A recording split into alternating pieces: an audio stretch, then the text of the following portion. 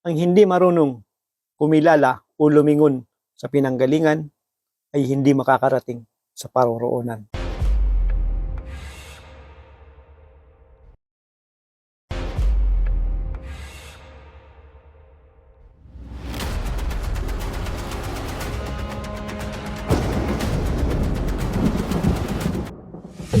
Mapagpalang araw, muli ako nga pala si Robert.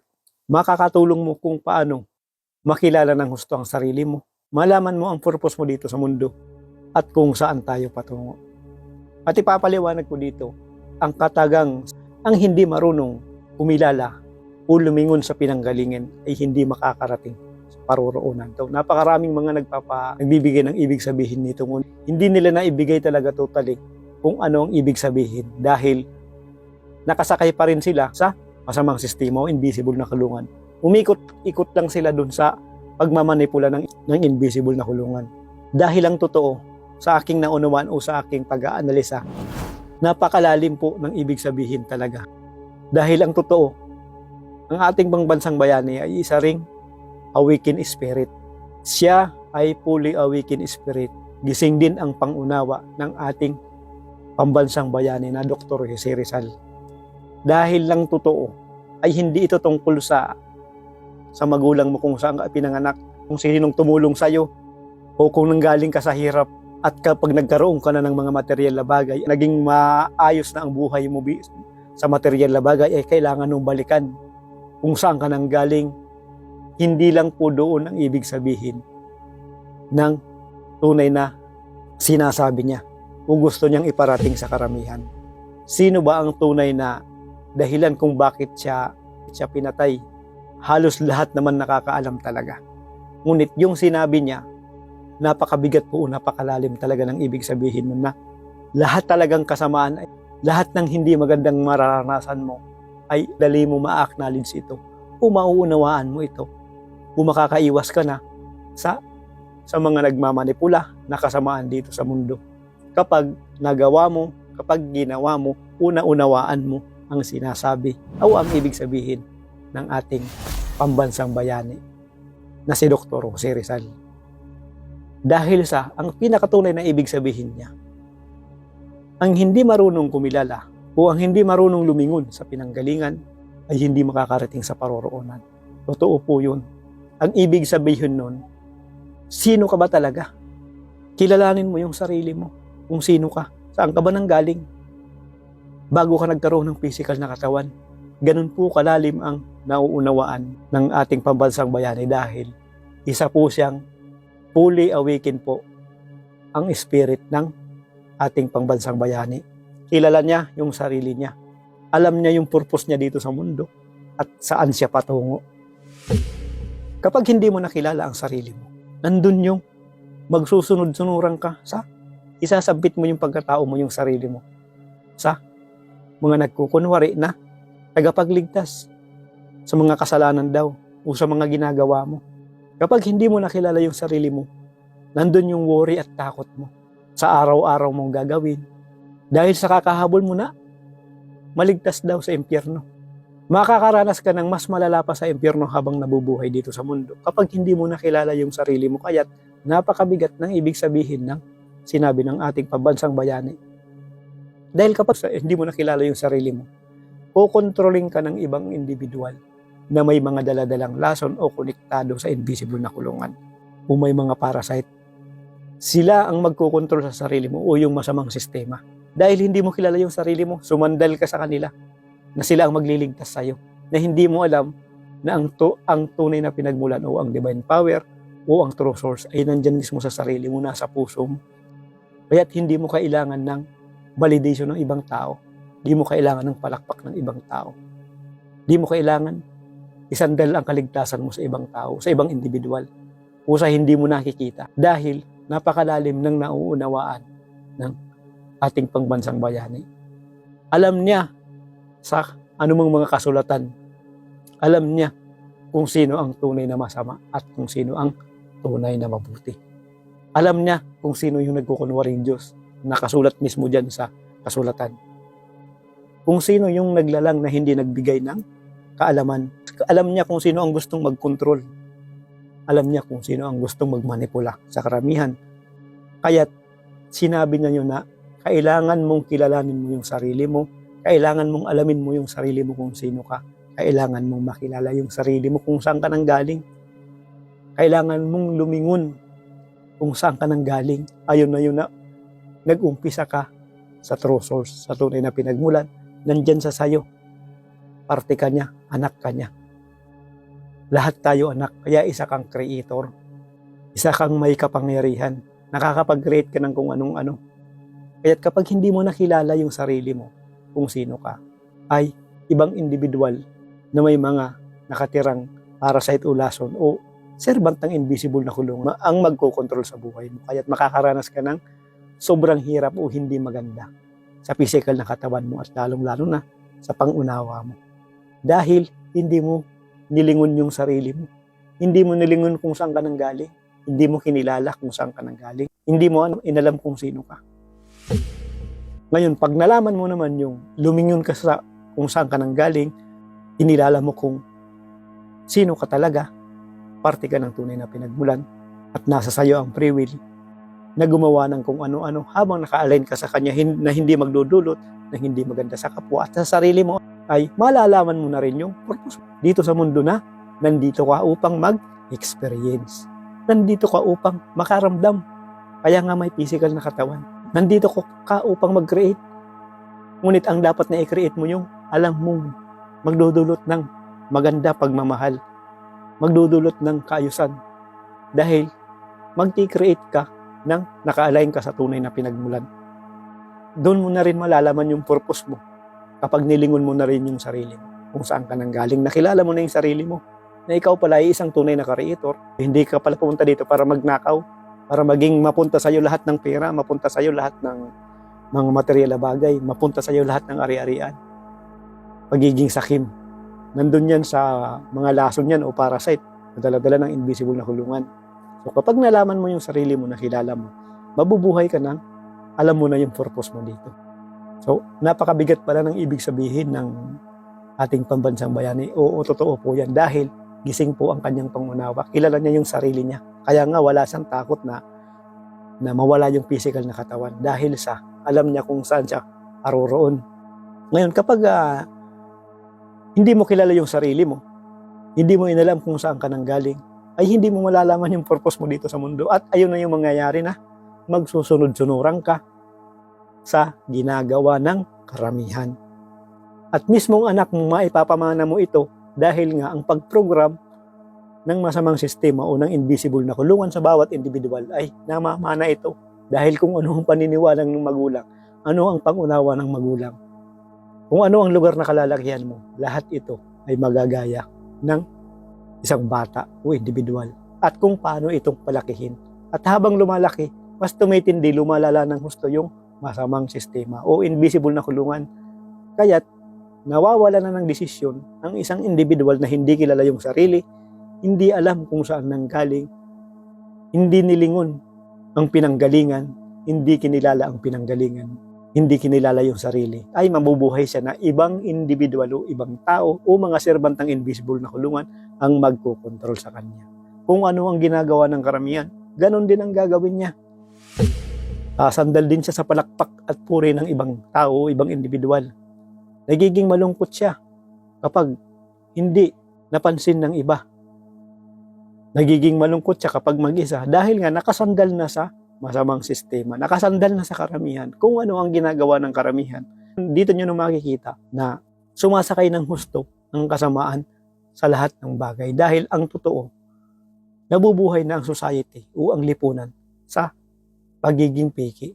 Dahil nga, kapag hindi mo na nakilala yung sarili mo, nakakalat na yung pagkakaroon ng maskara ng bawat individual. Dahil hindi na nga kilala yung sarili. Kaya't lumalabas na ng husto na andun na yung lumalala ng gusto yung hindi magandang nangyayari.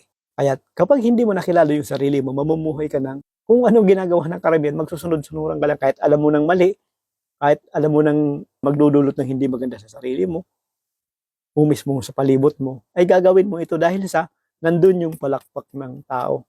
Nandun yung palakpak at puri ng karamihan. At kapag kakaiba ang ginawa mo, dahil kilala mo na yung sarili mo, Hindi ka na magsusunod-sunuran sa karamihan, hindi mo nagagawin yung ginagawa ng karamihan dahil nag-uumpisa ng makilala mo yung sarili mo. Nililingon mo na kung saan ka nang galing. Kinikilala mo na ang tunay ng pinagmulan na nandyan sa mismo sa sarili mo, nasa puso mo, nasa pagkatao mo, sa buong pagkatao mo. At inahayaan mo na siya ang magdala ng buhay mo. Bilang mag-experience at mag-create dito sa mundo dahil isa kang creator, lahat tayo anak ng tunay na pinagmulan, ay pagtatawanan ka, ipe-pressure ka ng karamihan. Ito na yung mga individual na hindi kilala yung sarili. Dahil hindi mo ginagawa yung ginagawa nila. Hindi ka na katulad nila. Yun ang magiging sagabal o resulta o hihilain ka. Magbibigay sila ng pressure sa'yo dahil pagtatawanan ka, sasabihin ka na ng parang nababaliw ka na, hindi ka na normal, sasabihin ka na ng kung ano-ano ng mga sinasabi mo dahil nga hindi mo na ginagawa yung ginagawa nila. Hindi ka na katulad nila dahil nga kilala mo na yung sarili mo. Alam mong magdudulot sa'yo ng hindi maganda, iiwas ka na. Ngunit nandun yung maririnig yung pagtatawanan ka dahil kakaiba ka na. Nandun na yung mga lalabas na ng husto sa mga individual na hindi kilala yung sarili, yung pagkakaroon ng inggit, silos. Gagawa sila ng paraan upang lalo kang sirain, lalong ipaalam sa'yo na mali ka, sila ang tama. Ngunit sa mga panahon na yan, mas lalo kang magiging malakas, natutuwa ka kasi nauunawaan mo sila. Niintindihan mo sila yung mga ginagawa nila sa'yo. Dahil nga, tulog ang pangunawa nila. Sarado ang kanilang pangunawa. Nakabase sila sa material na bagay. Dahil hindi nila nilingon, kinilala yung sarili nila kung sino sila. Na hindi nila alam na mas mataas pa pala sila sa sinasamba nila. Nabulag lang sila dahil natakot sila sa pagmamanipula ng masamang sistema o invisible na kulungan. Ngunit hindi ito aapekto sa'yo dahil nga kilala mo yung sarili mo. Nandyan sa sarili mo yung tunay na liwanag, tunay na langit, tunay na paraiso. Ikaw ang magkokontrol nito. Dahil kilala mo na yung sarili mo, kabuuan ka, wholeness ka, parte ka ng tunay na pinagmulan, kaya't ikaw mismo ang magkikreate sa sarili mo. Nasa sariling desisyon mo ito. Ikaw ang magkikreate sa sarili mo dahil nakadepende sa pangunawa mo, paniniwala mo ang magiging takbo ng buhay mo. Dito sa mundo, yan ang tandaan mo. Kapag kilala mo na yung sarili mo, nilingon mo yung kung saan ka nang galing, ay mabubuhay ka ng masaya, malaya, ng parang nasa paraiso. Yung mga nabubuhay ng nasa impyerno, ay nakikita mo lang ito. Dahil nga, nasa sayo ang kabubuan, negatibo at positibo. Nasa sayo ang buong kaalaman dahil nasa sayo ang tunay na pinagmulan, nasa sayo ang true source of energy, nasa sayo ang lahat. Kaya't malalaman mo na rin dito kung saan tayo patungo. At ito na yung mawawala yung takot mo na mawala yung physical na katawan mo. Dahil alam mo na yung purpose mo, pumunta ka pala dito sa mundo upang mag-experience, mag-create ng kung ano-ano. At kapag nawala na yung physical na katawan ay babalik ka sa tunay na pinagmulan. At doon mo mauunawaan na yun pala ang direction mo, ang purpose mo. Na ikaw pala ay isang infinite. Ikaw pala ay walang katapusan. Ikaw pala ay walang hanggan. Bumalik ka man dito sa ilusyon ng mundo. Kilala mo na yung sarili mo. Pupunta ka dito upang mag-experience na naman. Ngunit kilala mo yung sarili mo. Kaya may mga bata, di ba? Yung mga individual na alam na nila yung tama, alam nila yung mali. Kumukontra talaga sila. Kahit ba yan matanda, kinukontra nila. Hindi sila sumusunod. Kasi alam na nila, galing na yun sa ibang katawan noon. Bumalik lang dito. Na may mga purpose. Spirit na may mga purpose upang gumising sa karamihan. Tumulong sa karamihan na makabalik sa tunay na pinagmulan. Makilala ang sarili o lumingon sa pinanggalingan. Dahil kapag nakilala mo na yung sarili mo, doon mo na mauunawan yung direction mo kung saan ka papunta. Maghahabol ka pa ba ng daming material bagay, pera, kung ano-ano. Ngunit pag nawala na yung physical na katawan mo, hindi mo naman talaga madadala yun. Dahil nandito lang tayo sa mundo upang mag-experience, mag-create ng kung ano-ano na maaaring magdulot ng maganda o makakapagpabago sa kasamaan. At doon mo na mauunawaan ang kabuuan na ibig sabihin sa sarili mo. Dahil sa sistema dito sa mundo na i-design, normal na mag-aaral ka rin. Ngunit gagawin mo ito, gagalaw ka nang hindi ka napipressure, hindi ka nakokontrol ng mga kasamaan, hindi ka nakokontrol ng masamang sistema. Dahil hindi ka maghahabol, hindi ka makikipagkompetisyon, hindi ka maghahabol na kung ano-ano mga posisyon, hindi ka maghahabol na kung ano mga dami ng mga material na bagay man yan upang ipakita lang sa kapwa.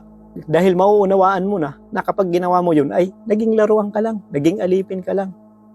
Nisinanay ka lang upang magtrabaho, kumita. Ngunit pagtanda mo, doon mo na mauunawaan na ginamit lang yung physical na katawan mo. Hindi mo na-enjoy yung buhay mo bilang creator. Hindi mo na-enjoy yung sarili mo. Dahil nakalimutan mo yung sarili mo kung sino ka. Hindi mo naranasan yung buhay paraiso dito sa mundo dahil sa kontrolado ka ng masamang sistema o invisible na kulungan. Nabubuhay ka dito sa mundo ng nasa impyerno. Dito mo na mauunawahan ng husto ang kahalagahan ng ang hindi marunong kumilala o lumingon sa pinanggalingan ay hindi makakarating sa paroroonan. Magkakaroon ka ng physical na katawan, mabubuhay ka hanggang sa pagtanda mo nang makakaranas ka buhay impyerno. At ibabalik ka na naman dito sa mundo upang maranasan mo ulit yun. Gagamitin ka na naman nila, gagawin ka na naman nilang alipin, laruan, sunod-sunuran dahil hindi mo kilala yung sarili mo. Hindi ka lumingon sa pinanggalingan mo, kaya't hindi mo nalaman yung purpose mo, kaya't hindi mo malalaman yung paroroonan mo.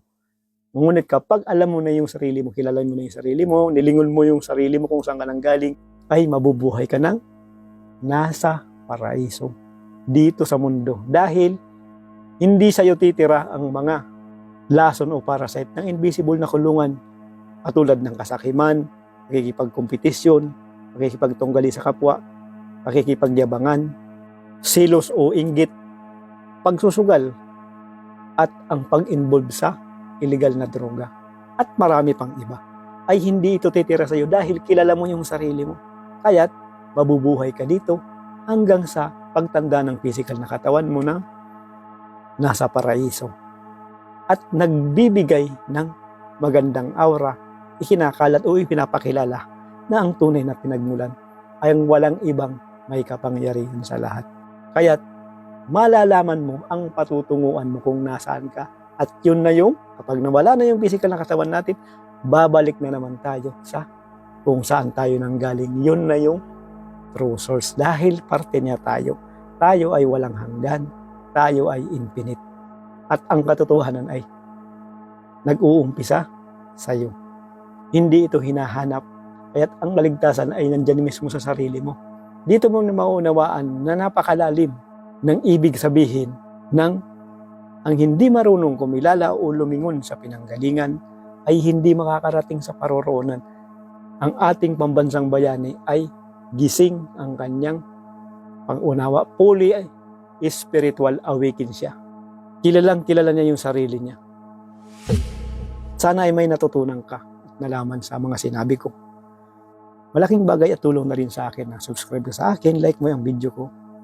At share na rin natin sa mga individual na alam natin na naghanap din ng ganitong impormasyon upang matulungan natin o maipakilala natin ang tunay na pinagmulan na nasa bawat isa sa atin. Makilala na yung sarili upang malaman na rin ng karamihan kung saan sila nagsimula, ano ang purpose dito sa mundo at saan patungo. At maraming salamat. See you sa next video ko.